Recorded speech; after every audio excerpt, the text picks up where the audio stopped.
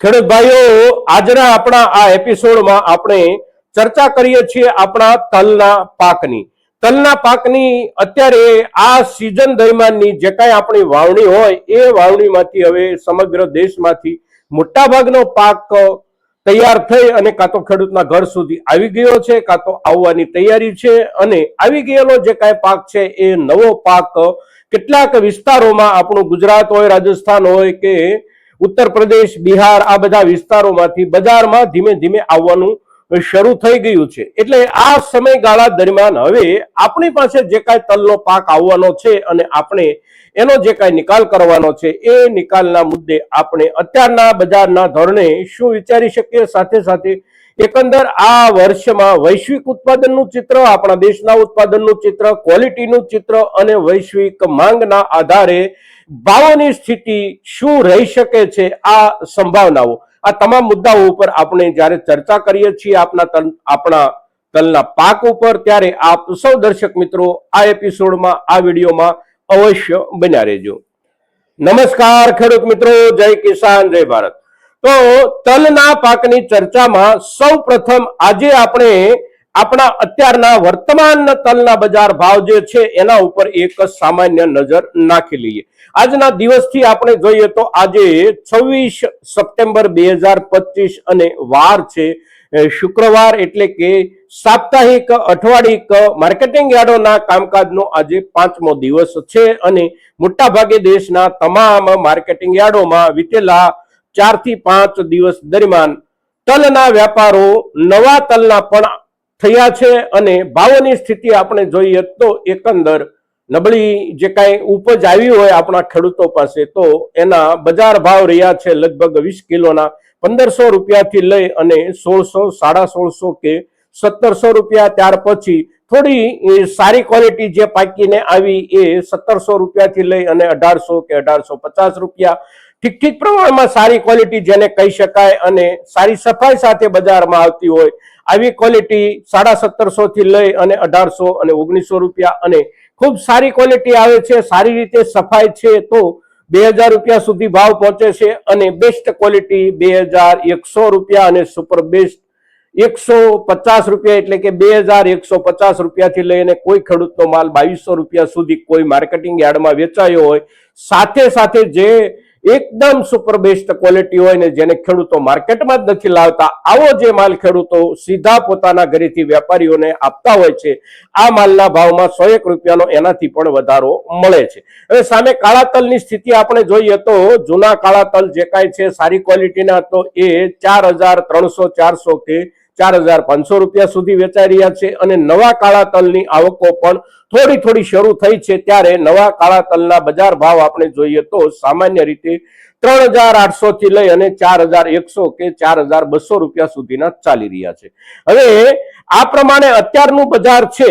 હવે આગામી દિવસોમાં બજારની સ્થિતિમાં ફેરફાર શું આવે, કારણ કે બજારની સ્થિતિમાં ફેરફાર જ્યારે સિઝન આવતી હોય છે ત્યારે ઘણો બધો આવી જવાની સંભાવનાઓ હોય છે. તો આ વર્ષે તલના ઉત્પાદન અને તલની જરૂરિયાતના ધોરણે બજારમાં ફેરફાર કેવો બની શકે, આ મુદ્દાને આપણે વિગતવાર જોઈએ તો આપણા દેશની અંદર આ વર્ષમાં આ સિઝનમાં એટલે કે ચોમાસુ ઋતુમાં તલનું વાવેતર જે કાંઈ થયું હતું એ વાવેતર ગયા વર્ષ જેટલું જ થયું હતું. અને એકંદર છેલ્લા 3 થી 4 વર્ષના જે સરેરાશ આંકડાઓ વાવેતરના હોય છે એ વાવેતરના આંકડાઓની નજીક આપણે પહોંચી ગયા હતા. એટલે કે લગભગ 10.5 લાખ હેક્ટર જમીનમાં આપણે ત્યાં તલનું વાવેતર થયું હતું. હવે આટલા બધા વાવેતરની સામે ઉત્પાદનનો આંકડો અને ઉત્પાદનના અંદાજોની શક્યતા જે કાંઈ છે એ શક્યતા લગભગ 11 લાખ ટન જેટલી આપણા દેશના પોતાના તલના ઉત્પાદનની સમજવામાં આવે છે. ગયા વર્ષે જે ઉત્પાદન હતું એ લગભગ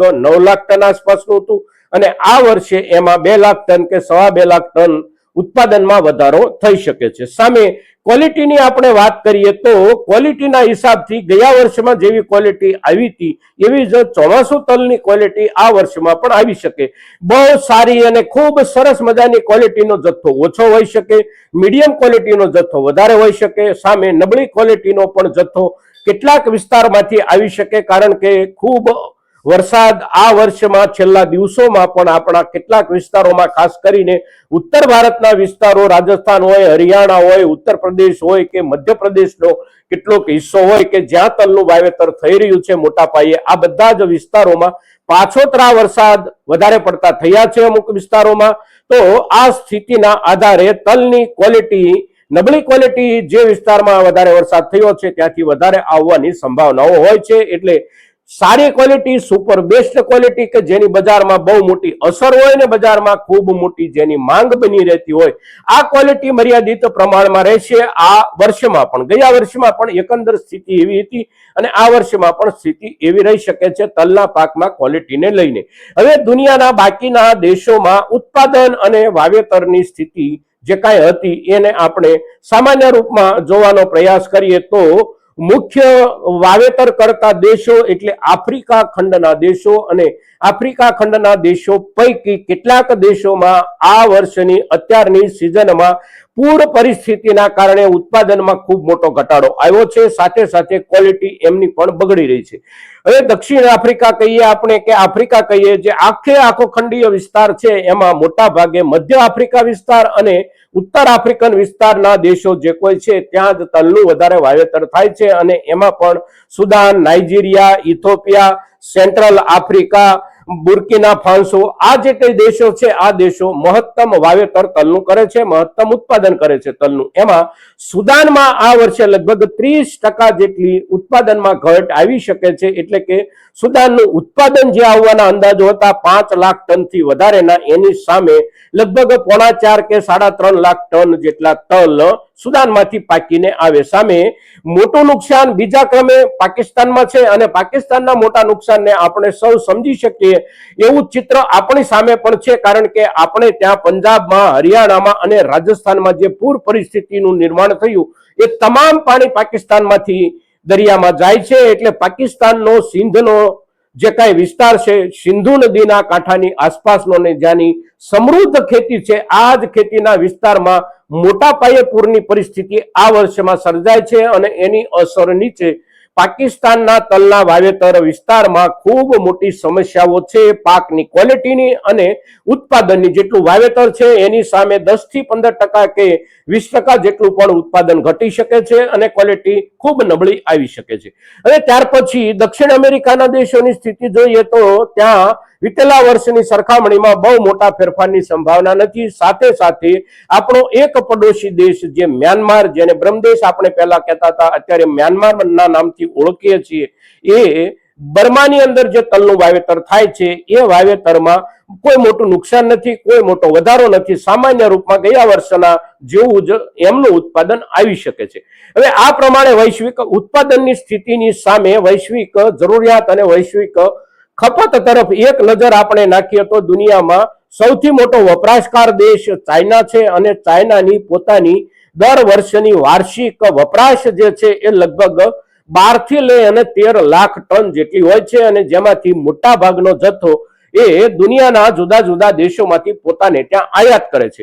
હવે એ જે આયાત કરે છે એમાં એની ખરીદી સૌથી વધારે રહેતી હોય છે આફ્રિકન દેશો પાસેથી, દક્ષિણ અમેરિકા ખંડના દેશો પાસેથી, પાકિસ્તાન પાસેથી, અને કેટલોક જથ્થો એ આપણી પાસેથી અને મ્યાનમાર પાસેથી પણ ખરીદે છે. પણ આ વર્ષમાં અત્યારના દિવસોમાં જોઈએ તો ચાઇનાની પોતાની જે કાંઈ ઉપજની પરિસ્થિતિ છે એના આંકડાઓ તો ચાઇના ક્યારે દુનિયાની સામે રાખતું જ નથી. એટલે એ આંકડાઓ કોઈના સુધી નથી. પણ ચાઇના જે આંતરરાષ્ટ્રીય વ્યાપાર કરે છે એ આંતરરાષ્ટ્રીય વ્યાપાર જે થતો હોય એના આંકડા આખી દુનિયાની સામે આવતા હોય છે. અને તેથી ચાઇના પાસે અત્યારે આયાતી તલ જે કાંઈ એને દુનિયામાંથી મંગાવ્યા હોય એનો જે જથ્થો પડેલો છે એ જથ્થાનું માપ લગભગ 3.5 લાખથી લઈ અને 4.5 લાખ મેટ્રિક ટન જેટલો જથ્થો એના બંદરગાહો ઉપર અત્યારે હજી સ્ટોકમાં પડેલો સાંભળવામાં આવી રહ્યો છે. આ વર્ષમાં એટલે કે વિતેલા વર્ષની સરખામણીમાં આ વર્ષમાં આપણે જોઈએ તો આંતરરાષ્ટ્રીય બજારમાં તલના વેપારમાં વૃદ્ધિ ખૂબ મોટી થઈ છે. એટલે કે નિકાસો બધા જ દેશોની વધી છે. અને જે દેશો આયાત કરતા હતા, પછી એ ચાઇના હોય, દક્ષિણ કોરિયા હોય, જાપાન હોય, તુર્કી હોય અને યુરોપિયન દેશો હોય, તો આ બધા દેશોએ ગયા વર્ષની સરખામણીમાં આ વર્ષમાં લગભગ 25% જેટલી આયાત વધારી છે. એટલે કે દુનિયાના બાકીના દેશોએ માલ પણ ગયા વર્ષની સરખામણીમાં 25% જેટલો વિદેશના બજારોમાં વધારે વેચ્યો છે, પણ ઉત્પાદન જ એટલું બધું હતું ગયા વર્ષમાં પણ અને આ વર્ષના જુદા જુદા સિઝનો દરમિયાન કે બજાર ભાવમાં બહુ મોટો ઘટાડો ગયા વર્ષની સરખામણીમાં આપણે જોયો છે અને અનુભવ્યો છે. ગયા વર્ષમાં જે ભાવથી આંતરરાષ્ટ્રીય બજારમાં છેલ્લા સમય દરમિયાન તલ વેચાયા હતા એની સરખામણીમાં આ વર્ષમાં એટલે કે વર્ષ 2025 નાણાકીય વર્ષે એપ્રિલ મહિના પછીનું જે કાંઈ ચાલ્યું આ દરમિયાન લગભગ 22 થી 23% જેટલો આંતરરાષ્ટ્રીય બજારમાં ભાવોમાં ઘટાડો રહ્યો છે. ડોલરના હિસાબથી જોઈએ તો પ્રતિ ટન વિતેલા વર્ષમાં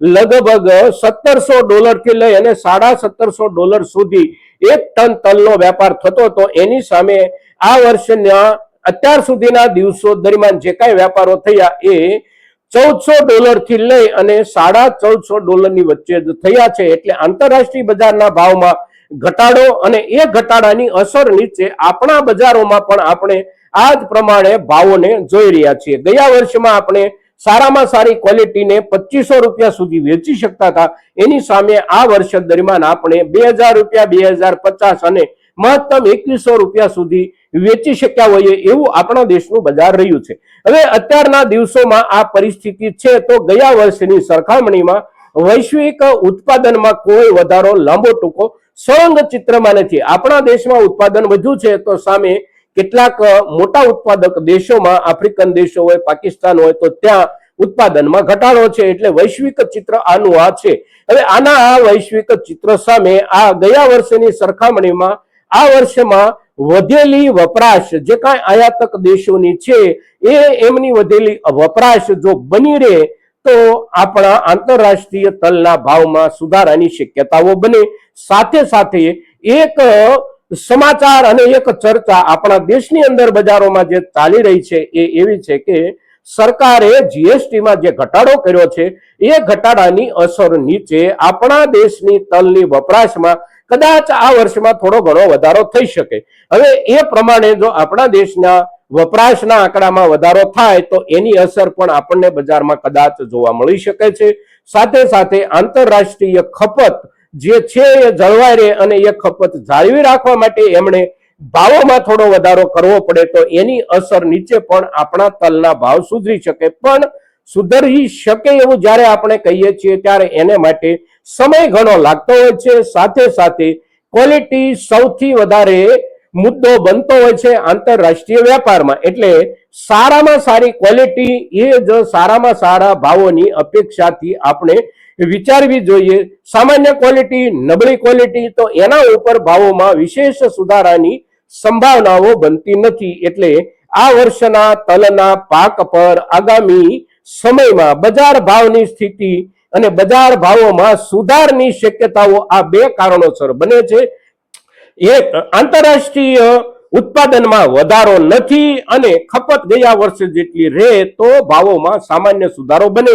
સાથે સાથે આપણા દેશના બજારોમાં ખપત વધે આપણી તો એનો પણ આપણને બજારમાં લાભ મળી શકે છે. પણ આખરે એનો એ જ મુદ્દો ક્વોલિટી સૌથી અગત્યનો ભાગ ભજવશે મિત્રો. તો તલના પાક પર અત્યારના દિવસની બજારની સ્થિતિ અને આગામી સમયમાં બજાર એકંદર કઈ તરફ જઈ શકે છે આ મુદ્દાની જ્યારે ચર્ચા કરીએ છીએ ત્યારે આપ સૌ દર્શક મિત્રો મહત્તમ ખેડૂતો સુધી આપણી આ ચર્ચા પહોંચે એ માટે સહયોગ કરશો એવી અપેક્ષા સાથે જય કિસાન, જય ભારત.